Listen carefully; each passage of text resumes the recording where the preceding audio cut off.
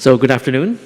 Just to start out first, that from now on we will be wearing our masks on air as per the order of the Bangkok Metropolitan Administration, as well as to set as an example on screen for our audiences of the importance of wearing masks. So we'll be wearing masks while we do all the presentations in the CCSA briefings from now on. So to date, as of today, we have the number 1.2 million. 1.2 million vaccines have already been inoculated in Thailand, and the number is growing according to our vaccination plan, hoping that the plan will continue, be a strong plan, and will be effective in the application in terms of the inoculations of people in Thailand as we move forward in the months ahead. So for the numbers today, Tuesday, the 27th of April 2021, we have some numbers for you. New confirmed case is 2,179. Out of that number, 2,149 cases are from local transmission, practically the majority. 25 cases from active case finding and 5 cases from within the state quarantine system. Most of the new cases found today are in Bangkok with 993, in Nonthaburi province 149, Samut Prakan province 93, Pathum Thani province 93, and Chonburi province at 80. We have currently 25,973 active cases still being treated in medical facilities to date. And out of this number, there are 628 cases that are classified as in critical condition. Out of the 628 cases of critical condition, 169 cases are on ventilators. So 169 is a part of the 628 critical condition cases. 169 ventilators being used right now. Now the tally in terms of the new recoveries, to date we have 1,958 new recoveries, as compared to the new confirmed case for today, 2,179. And as you see on screen there, the English language infographic, active cases over 25,000. We have recorded for today quite a new high in terms of fatalities. Unfortunately, 15 new fatalities recorded for today, making the cumulative number of fatalities in Thailand now standing at 163. These 15 new fatalities, I'll just go over the general picture of these cases. Out of this 15, 9 new fatalities were found in Bangkok, 2 in Nakhon Sawan province, that makes 11, and the remaining 4 is 1 new fatality each in the provinces of Chayapum, Phetburi, Samut Prakan, and Saraburi. Now, most of these fatalities had pre-existing conditions such as diabetes, cancer, heart disease, and asthma. The current fatality rate of the current outbreak that we have is 0.22%. 0.22% fatality rate. The Ministry of Public Health also revealed that more than 55% of fatalities during this current outbreak are aged 60 years and older. More than half of the fatalities are 60 years and older. And just some additional information as addressed by Dr. Tweesin just now regarding beds. Now, on the 25th of April, we recorded that there had been 1,182 persons admitted to the hospitals for COVID cases. Now, this is a result of the coordination of various agencies, the hotlines, actually 5 main agencies, and the hotlines that people have been in contact with. We've improved that to be more effective, more integrated. hotlines such as 1668, 1669. And as a result of this coordination, 1,182 persons have been admitted and found hospital beds, so to speak, in order to seek treatment for their COVID positive detection. On the 26th of April, yesterday actually, there remain 201 persons who are still awaiting for beds, and we will be addressing this bottleneck as soon as possible. The numbers of the persons still awaiting for hospital beds is actually not as high as in the past days. We've been able to clear most of it already. So currently 201 persons still awaiting for hospital bed relocation. Just some additional issues. Firstly, regarding favipiravir pills. So yesterday, the Ministry of Public Health received 2 million favipiravir antiviral drug pills ordered from Japan, and this is recommended as a treatment for patients suffering from serious symptoms also, such as pneumonia or with high risk factors, uncontrollable diabetes, lung problems, or old age.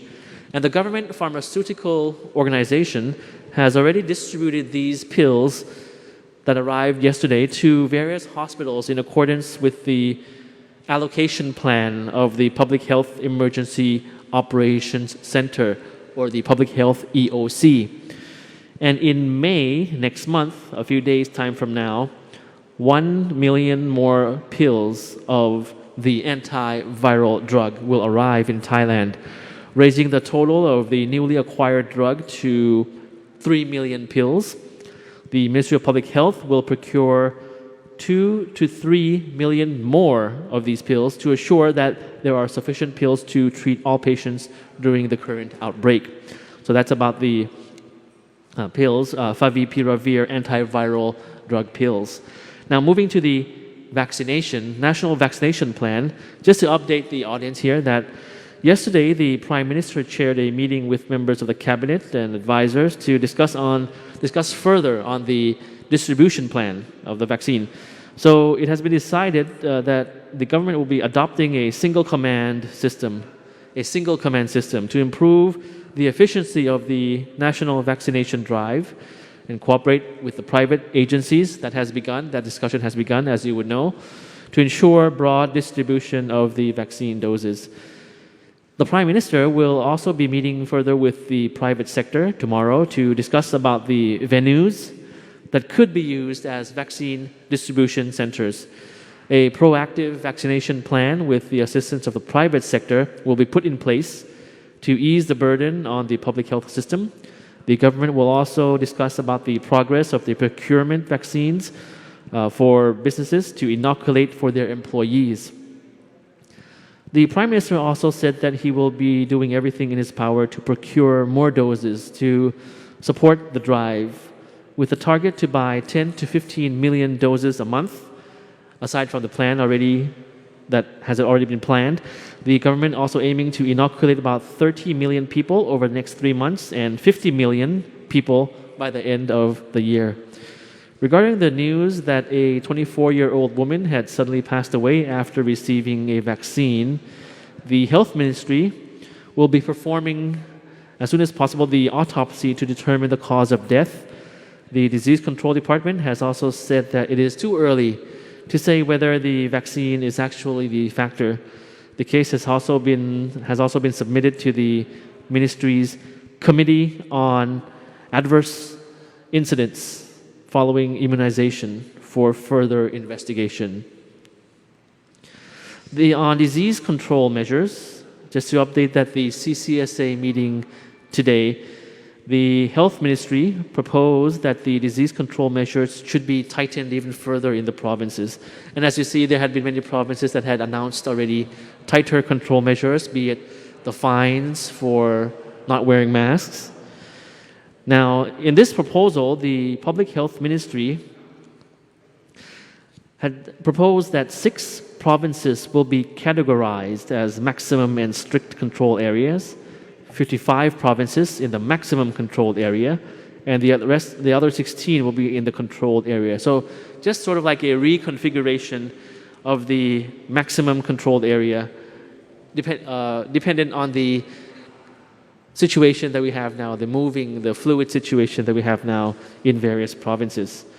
The Ministry of Public Health has also proposed, and mind you, this is a proposal, that all international travelers obtain the certificates of entry after May the 1st would have to undergo a 14-day quarantine period, increasing the quarantine period from the current 10-day period. This is a proposal first, and all of these proposals regarding the new categorization and the quarantine period will be discussed at the General CCSA meeting on Thursday, which the Prime Minister will be chairing. So these just a heads up on the developments that we have in order to tighten the control according to the daily situation. But this is to be discussed, and if approved, that will be done on this Thursday, during the General CCSA meeting. So just to remind that the current disease control measures imposed differently in each province. Nationwide, there are now 5 provinces that are asking for cooperation from residents to stay home during nighttime. And these provinces, you see that on screen there. I won't read the province's name. And with the times as well in which the residents are required to stay at home during nighttime, 2100 or 2200 or 2300 hours onwards until 4 a.m. in the morning. Now further, as you would know already, mask wearing is now compulsory, mandatory in at least 54 provinces nationwide. So please don't forget to wear your mask, these very important masks, as you leave your house and travel in public areas. There was also, of course, a release regarding wearing masks in cars, in private vehicles, which is required unless you are traveling alone, only one person. But if you're traveling with 2 persons, or there's 2 persons in the car, even if it's your family members, then masks are required. Also, in addition, a tip from the Department of Disease Control about how to wear fabric masks in a safe way. You have that on screen, courtesy of the Public Relations Department. Just a simple guide: wash your hands with soap or alcohol before and after touching the mask. Before and after touching the mask, wear the mask close to the face, without gaps on the side, tightly. Do not wear a mask under your nose or chin, and do not remove the mask within 1 meter away from others. Now, you may have seen in the news, and I'd like to mention this just briefly before I end today, is that wearing masks is very, very important, and you can be fined in many provinces, including in Bangkok. Now, it was in the news yesterday that the Prime Minister was also fined for forgetting to wear a mask during a meeting outside of his own home, attending a meeting, and he forgot to wear a mask.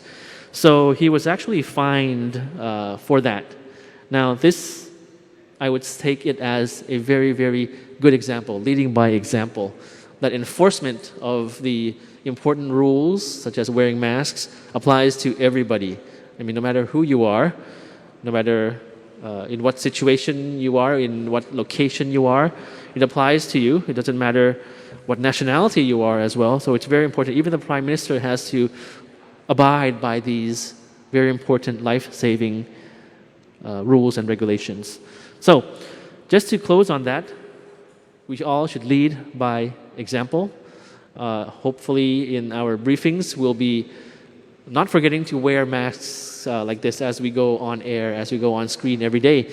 I like to lead by example as well. I like to showcase, have a visual out for you that I'm wearing masks all the time. So from now on, you'll be seeing us wearing masks on air, or while we travel, being in private cars, or working in offices, in buildings. As long as I'm not alone, I'll be wearing a mask. So better get a good supply of that. So thank you very much for your attention today.